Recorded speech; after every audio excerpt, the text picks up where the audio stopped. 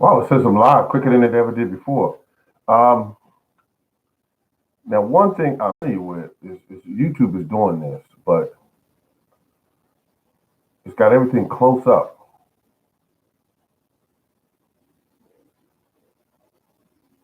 Everything is close up. It's a new thing I'm kind of not used to. It used to be, what is this right here? It's a picture of a,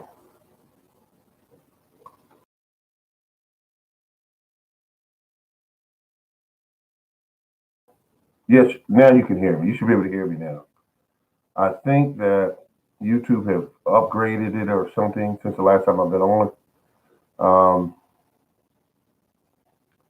yeah, okay. And then they got this here other device where you could go in and share.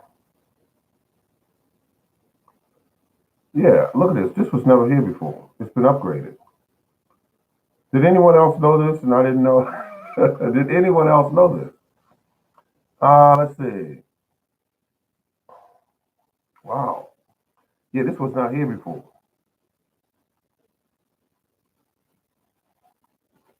I am back. I have been gone for a long time because, hello, how are you? I guess I'm doing fine. I'm out there working on a car that's giving me an absolute headache. So I took a break from it because I have no idea what's wrong with this car. I drive it, it runs beautifully, and it goes out into traffic, and then it says, "You know what I'm gonna do?" My car says, "I think I'm gonna stall on you right here at the light." Yeah, that's what I'm gonna do. I'm gonna stall on you right at the light. And I'm thinking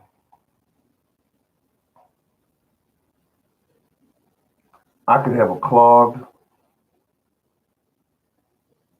EGR valve.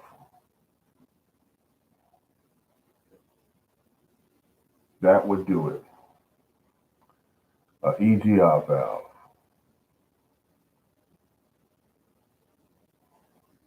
Because the symptom of a clogged EGR valve would definitely make a car stall. But the only problem is it would also cause the car to send a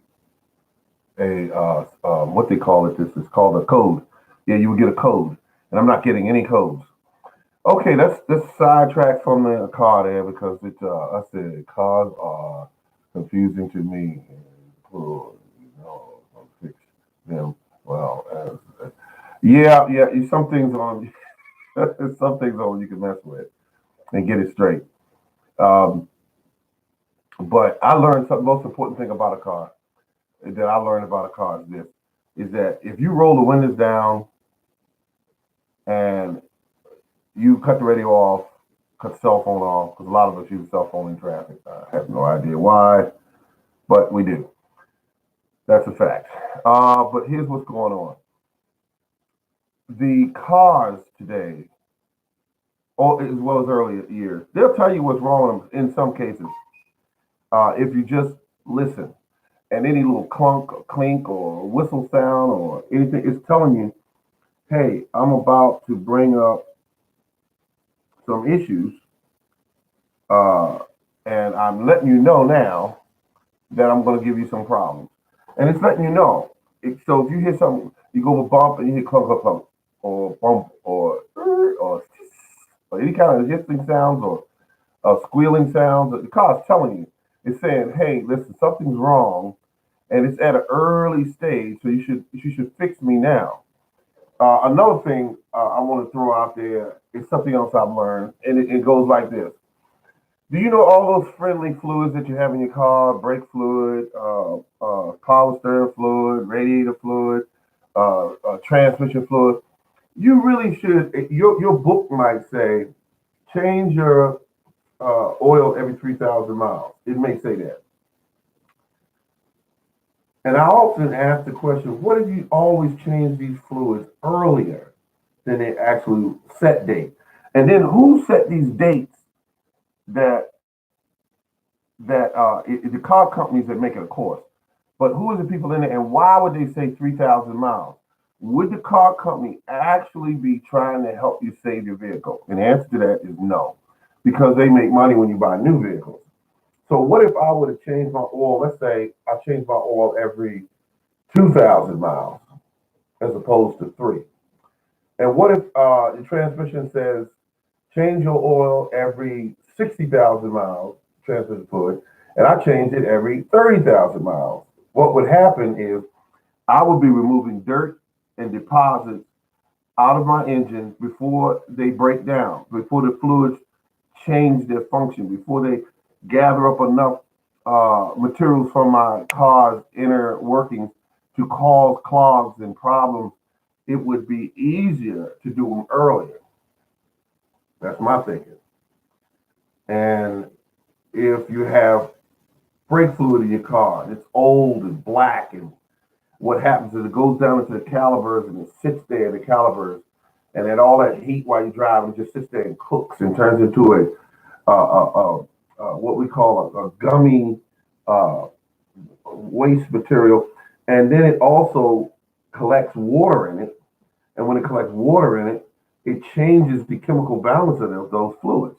So I would say no. I said if you want those uh, systems on your car to last longer, you would change them fluids earlier, and it makes more sense instead of having them sitting there waiting for something to get clogged up or something to overheat or and then you have issues with it. So from here on out, oh, excuse me, there's a promise to myself that I'm going to change my fluids out a lot more earlier because um, I believe that the car companies are in cahoots with the part companies, and so they need you to leave these fluids in there long enough so they can cause issues. And these fluids are actually broken down in waste materials a lot shorter lifespan than they actually say 3,000 miles or 60,000 miles or whatever. Those fluids are gone in the rear engine of cars, and some of them tell you 60,000 miles for that. And if you change it in 30,000 miles before it gunks up and before it collects all these metal shavings from your rear end, you can get rid of it earlier and keep that system clean and keep it cool running because you got fresh fluid in it. That's just my thinking. I'm not telling anyone to do that to their car. I'm saying that's what I'm going to do and cause an older car to last longer and cause a newer car to probably be with you the rest of your life instead of keep constantly changing cars because something got heated up and burnt out or the fluids failed and you left them in there I don't believe that. I don't believe in that.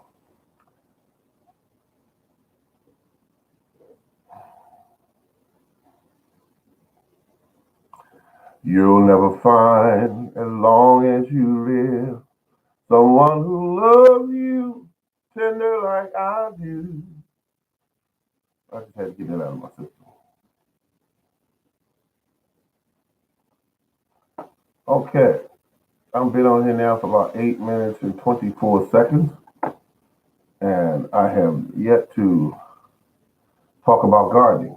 I have not talked about gardening because when I bring in my materials from the garden, I use my vehicles, and I thought I'd bring that up because your vehicles are an important part of your garden as well. Thank you for. Oh, anytime, anytime, anytime. I'm trying to cover all bases because this car is getting more expensive, and now with these new tariffs on, another year from now, when you go and buy a car, you're gonna have so much marked up on the car. You're gonna say, "My God, I remember when the car was just $50,000." You're gonna. I remember when a car was, let's see, and you're gonna have more people buying used vehicles, and used vehicles gonna be marked up. So the cost is changing because they stuck something called a tariff on it, which is actually just a tax, a higher tax. And so that's what they're going to do. And they're going to pass it right on to you and I. Because this figure, our money has no bottom to the pocket. It's just an endless supply of cash. Your counties and states, governments do the same thing when they tax your properties, when they tax your purchases. So you may get a check from your job or get a check from Social Security or a check from, and they tax that thing when you get it. They tax it when you go buy gas, and they tax it again when you go buy groceries. So they tax it like at least 3 times. They tax that sucker. That money you get, they tax it. They tax the hell out of it, and they get it up front because they don't trust you to, mail it in. Let's see. So what happened here? We're looking at a situation where um, we love our cars and love our vehicles, but we might want to change the way in which we, take care of them. Because if we keep the fluids clean, I'm saying that we cause the vehicles and probably triple their lifespan. Because of the simple fact that I bought two used vehicles, and I have them for years. I had one I just got rid of. I had for 30. No, excuse me, I didn't have it for 32 years, but it was 32 years old when I finally gave it up. It was 32 years old. And when I got it, I babied that sucker. I babied it. I kept the oil change, the transmission change, spark plugs, and I was doing stuff like spark plug change once a year, a wire change once a year. No, I do sometime every 2 years, but most of the time once a year. Depending on what mood I was in, what I felt like. But I knew within that 2 year span of time, it was going to be changed out. Uh,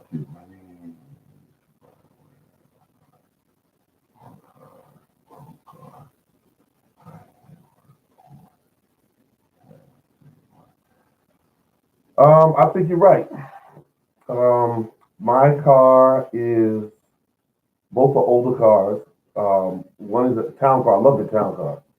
Will not give up my town car. Will not give up my town car because I love that sucker. 93 town car, and it runs great. I've changed all the fluids on it. I keep them changed. I don't listen to the 3,000 mile thing. I changed it in about 2,000 miles. It's changed, and I mean to tell you, when you get in it and you're riding in it, it's so freaking smooth that you're like, oh my god. The only problem I have with that car is, well, right now it's running funny. Right now it's running funny. I got to figure out what's going on. It stalls at times, but anyway, I'll figure that out. There's something going on. I'm not getting a check engine light or anything.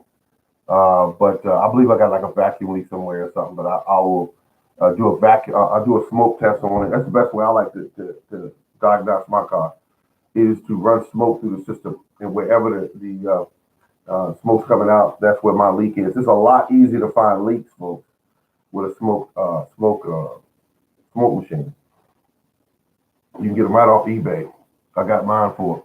I paid too much for it. Back when they first came out, they were like $1,200, $1,500 for one smoke unit.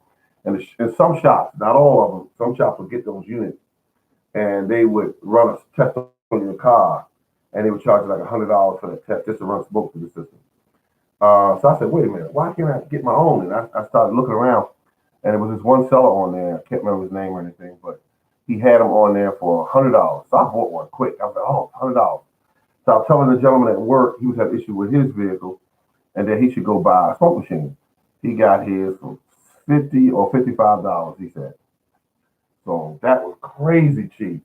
And he got one just like the one I got. It's made from an ammo box, and they put all these little connectors in it, and they hook it up, and so you put the baby oil in it or mineral oil, and then you go ahead and you take that sucker and connect it to the battery, connect it into any orifice where you can get into the intake of the car, the vacuum system, excuse me. Um, and you run that smoke through there. When you run that smoke through there, please. When you run that smoke through there, that car will tell you where that leak is a lot quicker than some people spraying flammable chemicals around the engine. I don't like doing that. It makes me nervous. So that's what I do. That's what I do. I take that smoke machine, run it through there, and find that leak, fix that leak, and then the car starts running like new money.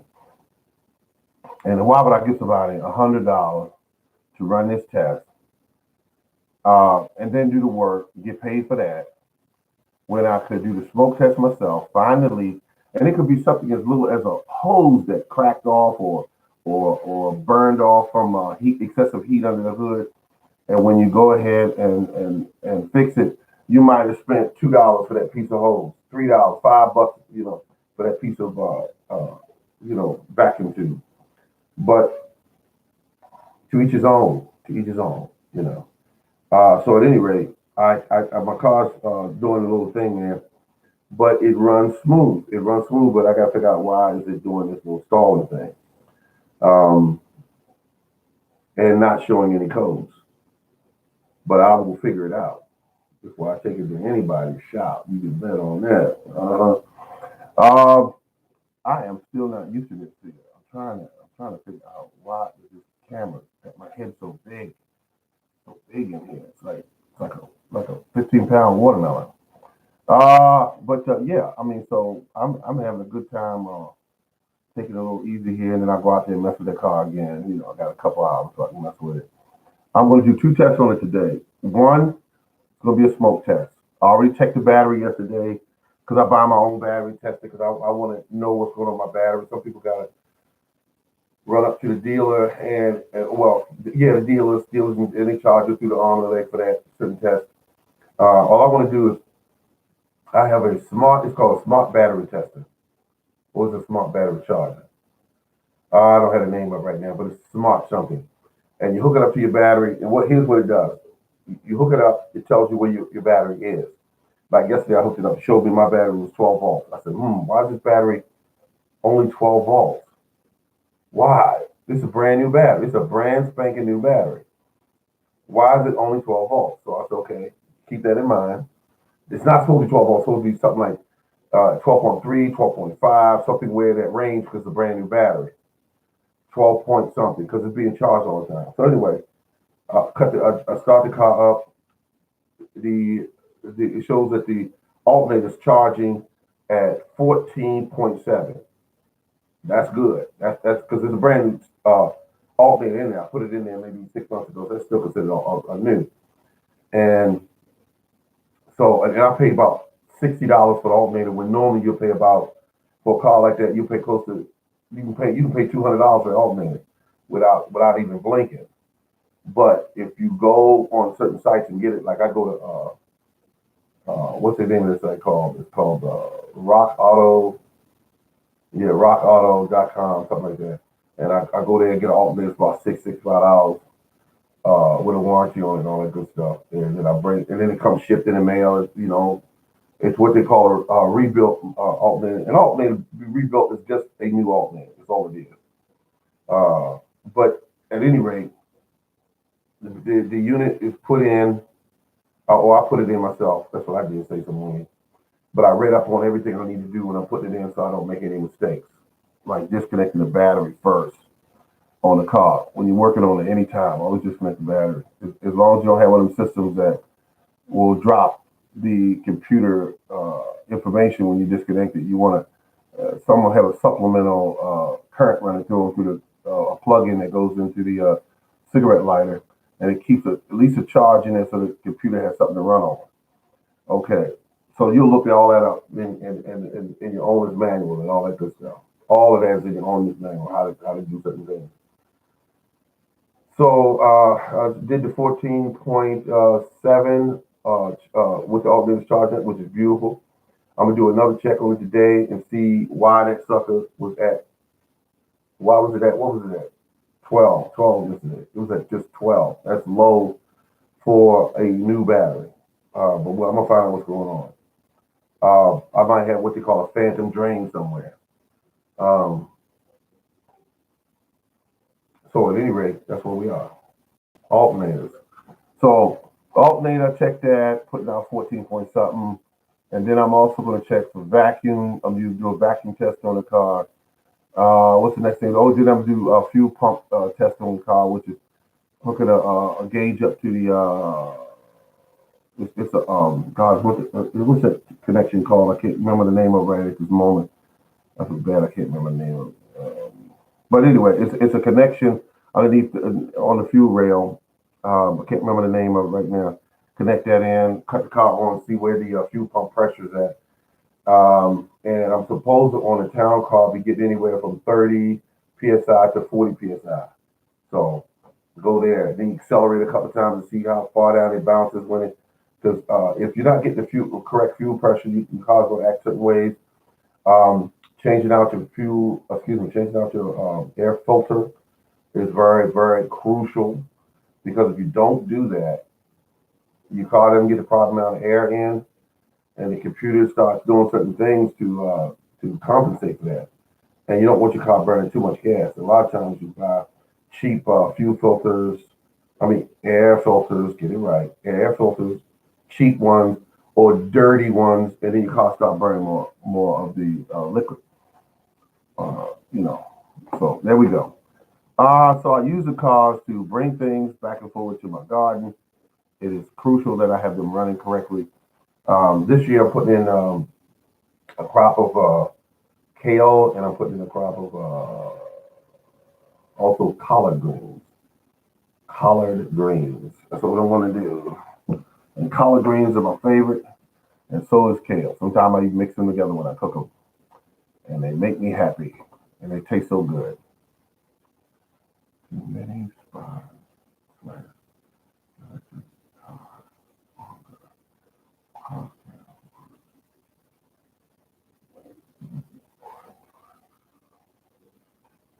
Yeah, absolutely. And you grow them in the fall. You get a sweeter kale. And I'm going to give them plenty of cow manure, and I'm going to give them plenty of compost. And that's what I'm going to do. Hello, all. Hello, all. Debbie. Hello, how you doing? Thomas. Yes. Um, some people wanted to, kind of stop doing the this live stream. I kind of stopped doing it because two things. I've been kind of really busy, and then I said, hi. That's Debbie saying hi. Doing good. Oh, that's great. I love to hear that. People are doing good. I stopped doing this because the show that I was doing, uh, quite frankly, honest, was boring. It was boring because I I understood only one thing about these live streams. I kept just talking about facts about gardening and facts about soil and how to improve soil and how to grow soil. And some of the, I looked at a number of the other gardening shows that on, and they're entertaining. The people are laughing and talking about shooting people and things they did at work and things they did in the car and things like that. And I never did any of that. All I did was say, well, the soil, make sure that the soil is rich and full and the pH is balanced. And people can take so much of that. And then they go, okay, I'm blinking out. I'm blinking out. Oh God, I'm blinking out. Because if you put that on for an hour, people start, they start saying, I can't take anymore. So um, what I did was I just stopped, putting the show up there. I said no because this isn't fair. Uh, doing good. This isn't fair because they want to watch shows that are both entertaining and also to get some information as well. So that's where we are right now. So I kind of pulled it back and I said, well, either cancel it out or retool it. And I said, well, I'm gonna, do a bit more research on some of these other shows and see what they have that can help me do what I need to do. Let me see what's going on with this camera here. And okay, right about there. Oh, that's I think that's better. I think it's better. We understand. No worries. Yeah, yeah. So that's what I did. Because it went from like I think it was like I think the most I've got on there was like maybe I don't say 12 people at one time, and then it went from 12 people down to down to a lower number. And then I said, well, I said I'm good because I passed it, but I did pass the information on to a lot of people, and there are a lot of people that have made videos. Well, there were some people that made videos. I'll put it that way, and they based it. And one gentleman actually gave me my props. He was on there, and he said I learned this from the Morning Gardener's show, and he said it's going to help me improve my soil. It's going to help me do this and this, less work. And so when he did that, I was like, it was well worth it. What he, and there was another show called Gary. I stopped into uh, his show. Him and his wife. I think his wife here, and they were like, hey, we love what you do. Keep on doing it. There was a show that's called I want to say Family something, um, but they invited me onto their show to do so. That's upcoming. I don't know what date, or anything like that. But they're going to put all the information out there. So I'll be there.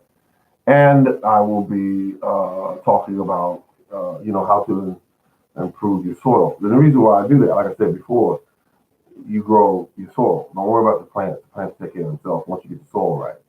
So you take care of the soil. And you want them to be growing in such a rich, full environment. So that's the whole key. Um, and I used a lot of weeds to improve my soil, and that was, I got to tell you, that was slick the way I did that. I took the weeds and said, wait a minute, these plants carry tons of nutrients, um, and the nutrients are going to improve their soil. So I said, I got to use this. So I started using it over the last 3 years, going into 4 years, and I saw my soil improve. I saw tons of worms. I saw soft black soil, and this was not that way until I started using those weeds. And then another thing, watching other people's channels, they were using chop and drop, but they kept saying use certain kinds of plants, use only uh, comfrey. And I said, wait a minute, comfrey cannot be the only plant out there that's rich in nitrogen. And I said, even if you only get minerals from these other weeds, why wouldn't you use them? And if no one used them, I kept posing that question to these other channels, and they weren't listening. They weren't returning or answering back when I would make a comment on their channel or their show. So I said, okay, all right, they're not going to answer me. I need to find out for myself. And Department of Agriculture here in Baltimore City or Baltimore, Maryland, you know, they here in Maryland rather, they definitely did not have the information. They didn't have it. Um, but I started creating teas from it and saw what happened when I would use these teas. I saw it. I saw it with my own eyes that the plants were growing big and bold and thick stems and dark, pretty leaves. I said, wait a minute, they're getting this from this tea I'm using. And then I said, well, how could this be that this tea is completely, absolutely free and no one really knows about it? No one really knows about it. They're running up to the box stores like I did, and they were buying box store stuff, which is basically a lot of it is absolutely trash from the farming industry, which is nothing wrong with using ground up feathers and ground up chicken waste and cow and whatever other kind of materials, from the farm industry, blood and bone meal and things like that. So I said, this is trash from the farming industry. I said, okay, all right. But the only problem I had with it was that where are these cows coming from? What are they feeding these animals? Was the most important question. What are they feeding them? And that's winding up in my garden. And that's what it hit me. Try the weeds again. Try the weeds more and see what happens. The weeds kept coming back every year, and the weeds were fertilizing my garden.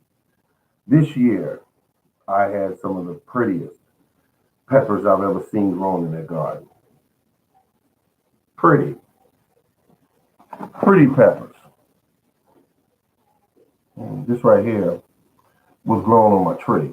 It's not the best looking pear, but here's what I'm saying about the pear is this is sweet, and I thought this was a Bartlett. Can anyone tell me what pear this is? I have no idea. I bought it from the pear tree from a store years ago, and it was supposed to be a Bartlett. That's the label that was on the tree. And what happened with that was the pear tree was little and thin, and it grew up, and I watched it for years. It didn't produce, and now it's the only producing pear tree I have at this moment. But I have two more that's getting old enough. They're going to start producing very soon. But at any rate, these pears here stay green. Um, they stay green, and they get this big. And if this one here is very firm, which means tell me it's not ripe. But if you leave them on a tree, what I found is if I bring them in the house and it take 2 or 3 days to let them ripen, I stand a better chance of getting a pear. Now, if you put them in, I'm gonna try again to put them in a plastic, paper bag. 4, 5, 6, 7, 10 pears, whatever. Put them in there and have them, um, turn yellow if they turn yellow. But at any rate, I didn't have a paper bag, so I'll get a paper bag one day. I don't have any around here. House is perfect between. There's no paper bags anywhere. Threw them all away years ago. But here's what's going on. These pears were grown by the weeds that I chop down quite often around their root base. I go back there with the weed trimmer. Sometimes the weeds get up to a foot. I chop them down sometimes 3 feet. I go down there and mow them all down. And they're let's see what's in there. We got vines, we got weeds, we got pieces of branches and trees and things that grow with the birds that brought in their feces and dropped and so I cut all that stuff down. Once I cut it down, it lays at the base of these trees and then it disappears. And when it disappears, it's because the biology has eaten it. And when it eats it, it goes into the soil around the trees. Now, about a week ago, I went out there, and I remember because my foot was hurting. Yeah, and I went out there and I just mowed everything down. Just with this weed whacker I got is not a punk. It's a weed whacker. It's a weed trimmer. One I always wanted, you know, and it does the job. Let me get tangled up. I think I tangled up twice out there. So you gotta be honest about stuff when stuff happens. It got tangled up twice. But the little cheap ones I used to buy, like $80, $90, whatever, those suckers wouldn't stand a chance out there. I mean, I'm just being honest. They wouldn't stand a chance with those weeds. Those weeds would sit there and you would be untangling it so many different times. You would wonder, is this really worth dealing with? Now, I've seen some on these videos where they show even weed trimmers with metal blades on them. Now, they would go out there and cut all that stuff down, metal blades. But I didn't get the metal blade, needless to say. But you cut it all down. You just trim all this stuff down, and you let it fall around the trees, and you let it fall around your plants. And I'm gonna tell you something, folks. It's a miracle the amount of nutrients that's there. And then when you see the worms, oh my God, the worms that they produce, folks. The worms that they produce all around it. They're all in the grass. I had them crawling in the grass. They wasn't even in the ground. They were just sitting. Worms were sitting on the grass, in the grass, just sitting there, waiting, sunning, if you will. And when you go in that area, they would just slide on the ground, right in the loosest soil, and just slide under. And I said, this is beautiful. This is absolutely beautiful, Crystal. It's saving. Wow. Hello, how you doing? You said wow, and I don't know why, but you're talking about saving money. Yeah, saving money. I guess we talk about using weeds as fertilizer. Yeah, you're definitely going to save money. In the fall, you cut them back again. You keep them nice and low, and guess what's going to happen, folks? Good morning, good morning, good morning. How you doing? Let's see. Things like, yeah. Hello. And when you drop all this stuff down, folks, when you drop those weeds on the ground, I'm telling you, you are fertilizing at the right time of year because nature does it that way. Nature will drop those weeds when it gets cold enough. They will lay on the surface, or some of them will stick up, and the rain and the snow will pack them down, and then they will rot on the surface, and you start all over again next year. The only thing I do is cleaner. It's cleaner, definitely cleaner, and it's definitely a faster way to do it. Is when I see all the weeds, Certain time when it gets nice and cool in the fall, I cut all that stuff down. I cut it all down, and when I cut that stuff down, good morning to you, my friend. Um, the weeds I use as fertilizer. I do not throw them away. I do not call in for a truck to haul them off or any of that stuff. I do the same thing when I do my trimming on my trees. And this year, and I want to talk about dwarf trees for a bit here. Dwarf trees are not truly dwarfs, folks. That is a sales gimmick that they use to sell the trees. I've seen many packs of trees that I have put in my yard that said, and here's what they say: Chopper Drop is awesome. Thank you very much. It is awesome. It is a way of getting tons of minerals, all kind of nutrients from the depths of your soil on the surface. Weeds are have been doing going through doing this process for millions of years, and we're just here, just learning it. And I'm telling you, uh, none of the trees, bushes, or anything in God really need you at all. They will still survive. We need them. So they enslave us to keep them alive so we stay alive. Folks, the thing we call dwarf fruit trees, they're not truly dwarf. If you give them the proper soil, they will run and grow as tall, but they may not make it 30 feet. I'm not going to go that far saying that. But let me explain something to you. I have a yard full of dwarf trees, and I think it's about 20 of them out there. There's 20 trees out there. They're fed weeds. They're fed their own clippings. That when I do my clippings, I put them at the base, and you can cut them up and make them look neater if you want to. That's up to you. But you put them at the base, and they help keep the soil moist. They help keep the soil fed, and the it creates an environment for different types of life that lives in that soil to hang out around all that beautiful wood that you cut up. I have trees that are dwarfs that have logs around them that big around just at the base, and the logs are turning into paper because they are being eaten, ingested, if you will, by the biology that's in the soil.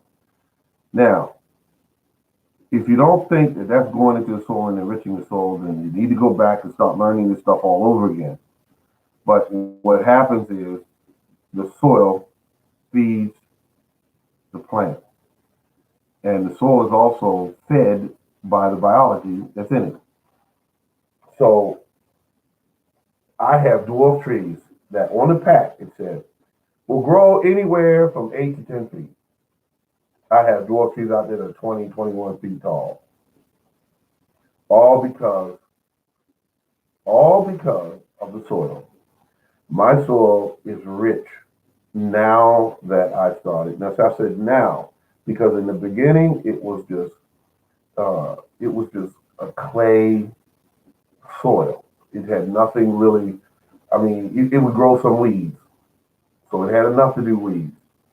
Um, and what I did was I simply just took care of the the soil by adding this biomass to it. Good morning, morning gardener. Good morning to you too. Backyard gardener. These are people that are coming back to. I got 6 people on here now. And I was telling everybody that's why I kind of gave up the site because I was like, it's just, people getting tired of me on here. That's why the votes are going down, down, down, down, down, down, down, down. Because it was like they were like, I can't. This guy. But that's what I was taught, only to give the facts, and that's why I was doing this for the longest time, giving just facts. I never was entertaining or anything. I didn't do none of this stuff. But the thing about it was, um, um, the thing about it was, I love gardening. You learn the truth when you garden. You do learn the truth. Uh, oh my goodness! Let's set this, folks. You got because you haven't read this down here. Look, backyard garden just typed in that they're doing grapevines and they're doing excellent thanks to you. And I want to say thank you because let me tell you something. Um, I had years struggling with grapevines. And I read everything on the packs, and it was telling me all this. And I said, "What am I doing wrong here?" And then I found out something. Watch this, folks. If you okay, John that lives a mile up the road from you may have better soil than you. Maybe he has better soil than you. Maybe there was a farm there with cattle on it for 40 years before he bought that property, and all that biomass and stuff that the cows left over there for a period of time. And his soil's better than yours. Now, you take that soil, and let's say you put grapevine over here and John, and put a grapevine in yours. John's grapevine's gonna do better than yours because what's already there is there. His soil is a more suitable environment to that grapevine. Now, but Mary can balance her grapevine by keeping it trimmed. You're gonna have some larger branches coming off, and what I do to the larger branches is I'll cut them down to two buds on it. Clip, I'll do that. And the small, tiny little branches well, they're not tiny, but they're small. Clip, leave one on there.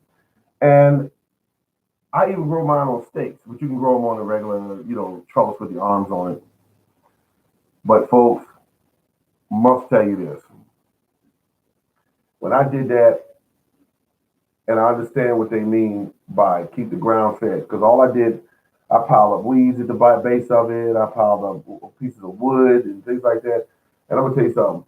The grapes this year was just crazy, crazy, and they were pretty. They weren't disease ridden, all because they had the food they need to survive, to be strong and fight off the problem. I had because I grow on a single trellis. I don't care about a lot of weight on the grapes, and I trimmed them back and cut. Because when the grapevine runs all the way out, and then you got all the pretty grape clusters back here, I cut some of that off because I want the energy to be concentrated on the clusters, not as much as. And then I even look at the leaves and I say, how many leaves I need to supply these clusters? And I look at them and just using common sense, you see all these beautiful leaves, and you say, look at this vine that ran 7 feet that way. There's no grapes on it. Clip, I cut it off. Clip, I went all through it, cutting them off. The grapes grew pretty, folks, pretty. They were beautifully green and everything. Now, here's what I did, my mistake. I left them out there for about a day, 2 days. I was stuck at work doing doubles. Came back home. I would have had a grapes for dinner with my dinner. I put them in the refrigerator and let them chill down after I wash them. 7 pounds of grapes gone. They didn't even leave. I want to say they didn't even leave one grape. Birds, folks, birds, birds.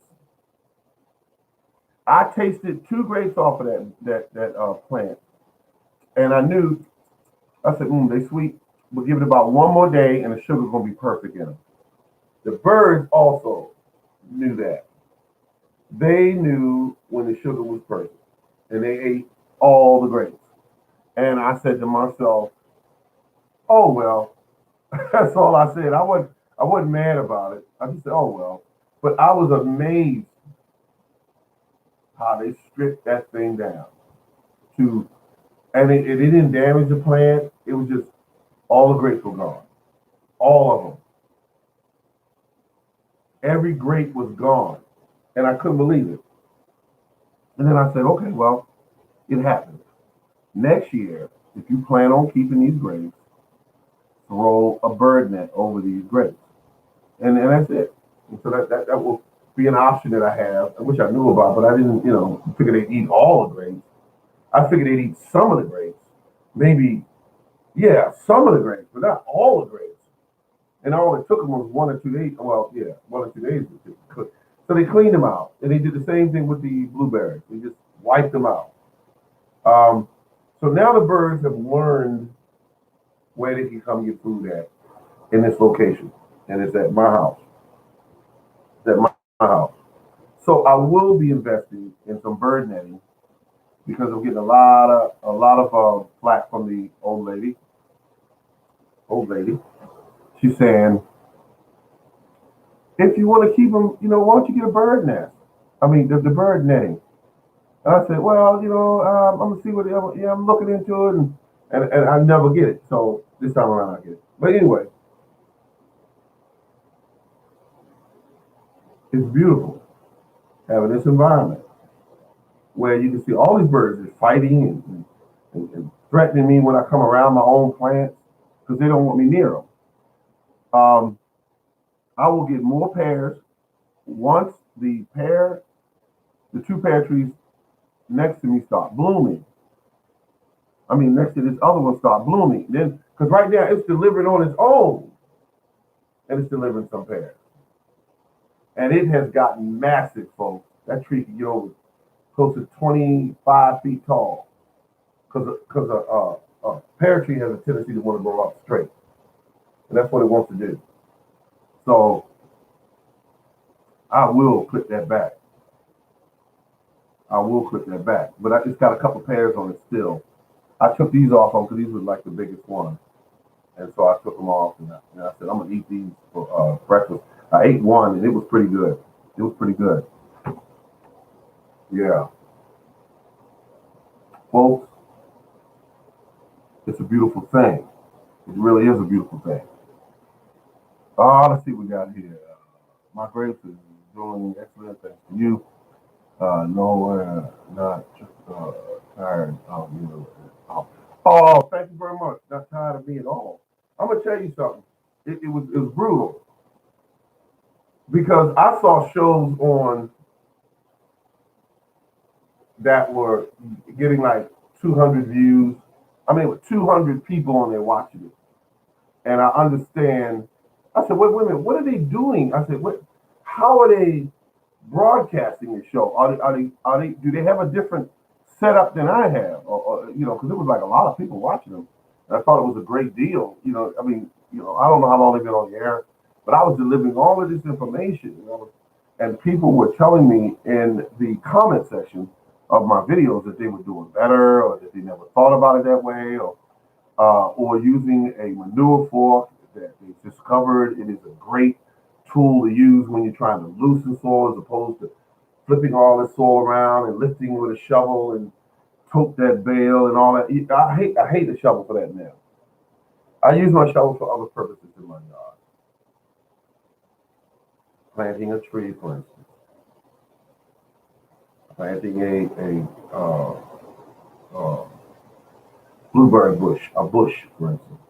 I use it for that.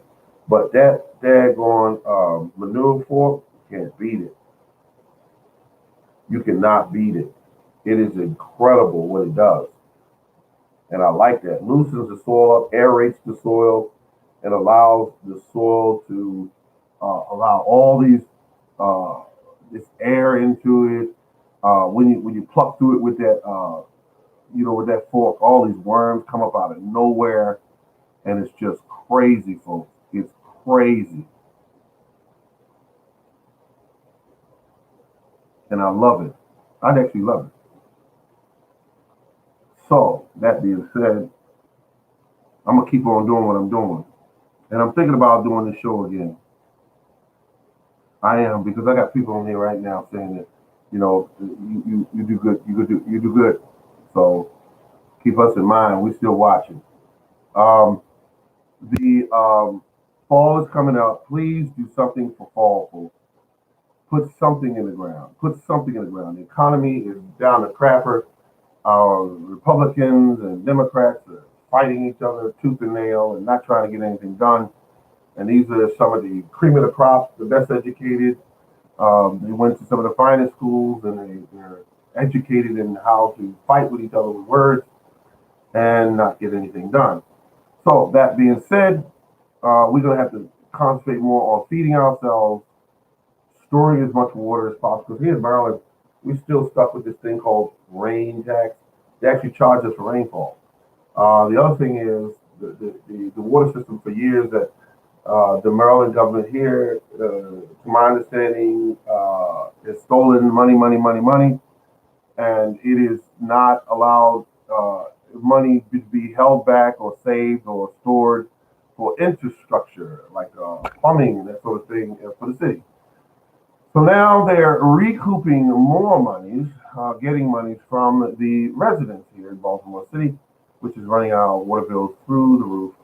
We're still waiting on water bills that, since they hacked into the system for the last 4 months, and we have no accountability as to when, um, uh, we will receive bills.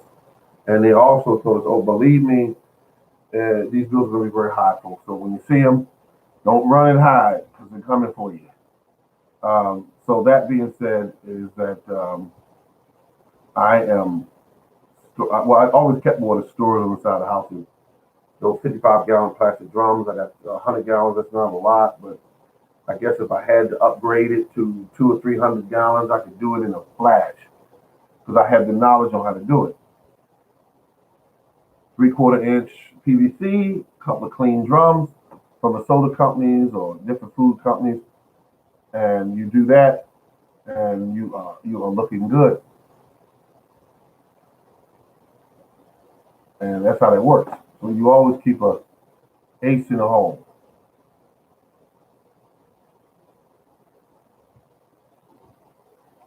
Home market rich. Mm, yep.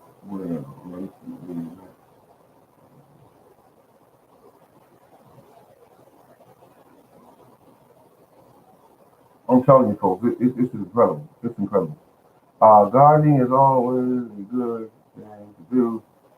Uh, uh, more.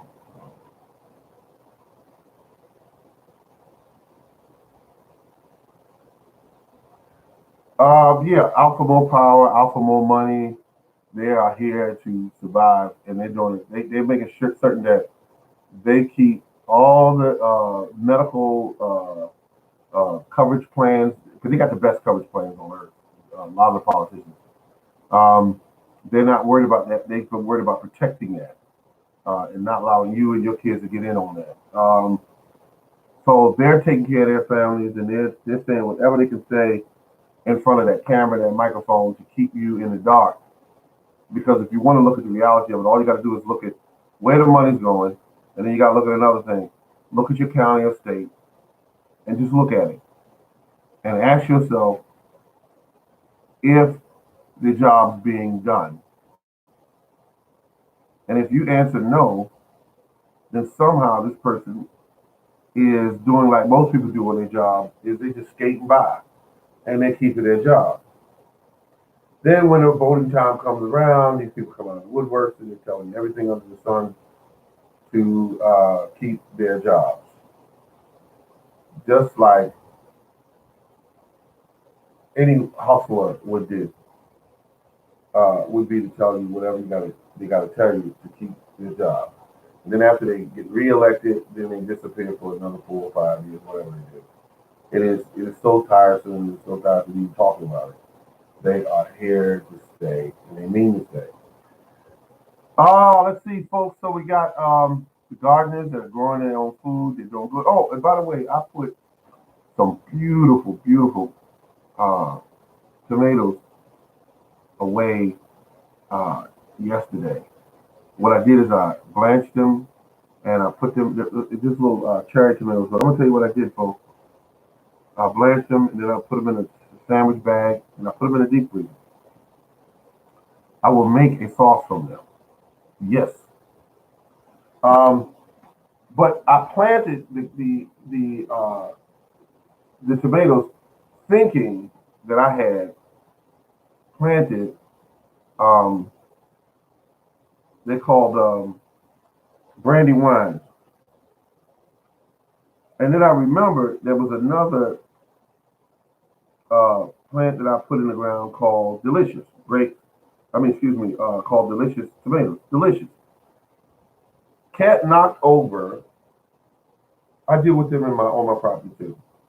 Cat knocked over the tray of seedlings that I had. They got all tossed around because they can't. Oh, when something falls out of a cup, it's got to all fall together. You just can't have a day where it's just going to fall and then you look at it and go, oh, they still stayed in the cup. No, they fell out and they got mixed up. So anyway, I pick them all up, as many as I could get to survive, and eventually I put them in the ground. Once I put them in the ground, the tomato plants, they happened to be, all of them were for the plant Delicious, which was a cherry tomato that's they call Delicious. And so uh, I plant them and they grew beautifully. Listen to me when I tell you this. I use that manure fork. I loosen that soil up 2 feet across, 8 inches deep, loose, loomy soil. I loosen that soil up, loosen it up, folks, loosen it up deep, and set the plant on top of it, pull the soil to the side, drop the plant in, covered it up. And let me tell you something. Those plants grew some of the biggest, prettiest cherry tomatoes you ever going to see, which I was thinking that they were brandy wine, and they weren't. They were not brandy wine. The only one that I planted that was what it was the purple Cherokee, and they're out there growing now. I can't wait to try that. Can't wait. Can't wait. Thick, beautiful, big, robust um, tomatoes.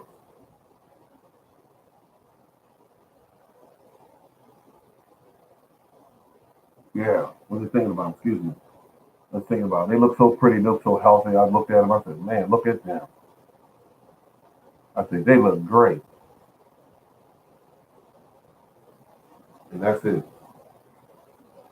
I got pollinators. I don't see a lot of bees, folks, to be honest with you. I do not see a lot of bees. What I do see is a lot of pollinators. There are different types of flying insects. And I look at them and they're growing around different of blossoms that I have out there.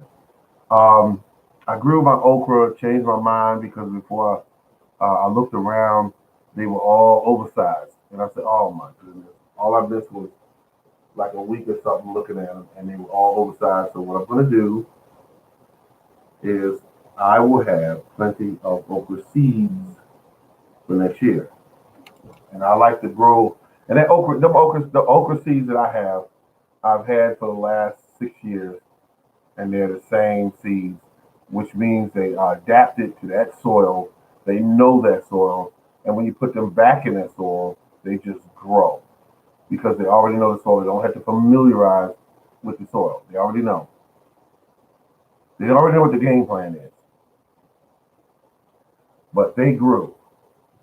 You soak them in a bit of water overnight, warm water, not hot, but warm, like a baby's bottle.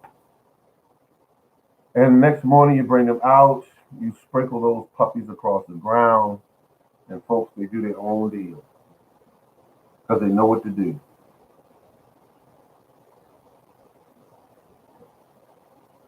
I'm just thinking about them. Beautiful okra seeds, soaked, ready to start. Sprinkle them in, pop them in the ground, and they just do their own deal. And they love the heat. Love the heat. Hotter the better. Well, folks, on that note, I'm going to go. But I want to thank you all for tuning in. It's been the Morning Gardener. Yours truly is loving it. Let's see what we got here. I love this. This is a beautiful thing, folks. Don't ever, ever, ever forget to grow something this year. You still have fall. Don't forget the fall guard. Put something in the fall guard.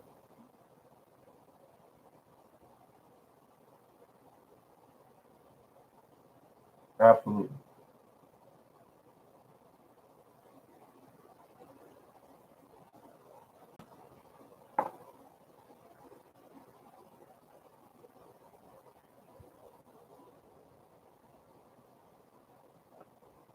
What am I growing this fall? Well, I'll tell you what I'm growing this year. It must be, it's got to be, must have kale and collard greens.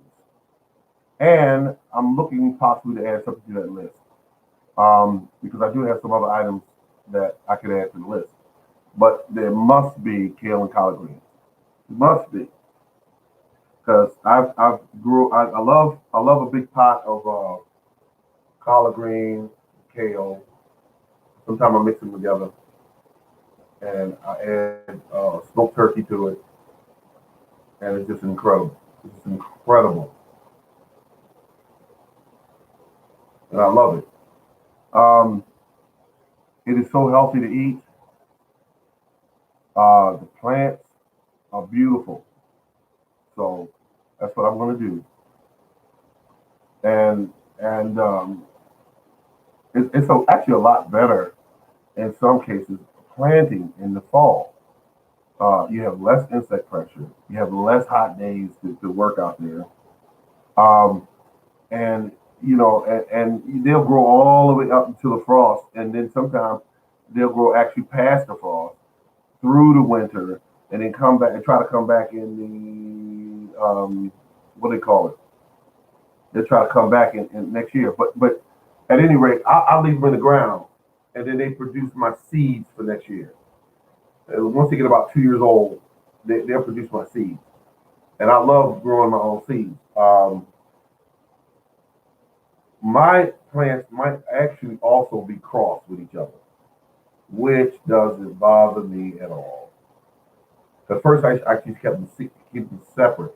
Collard greens grew over here, and the kale grew over here. And then when I collect my seeds, I would collect all the kale seeds, and I would sift them, and I would just get these huge sandwich bags of just seeds, and I'd mark it kale, and then I'd mark the other one collard greens.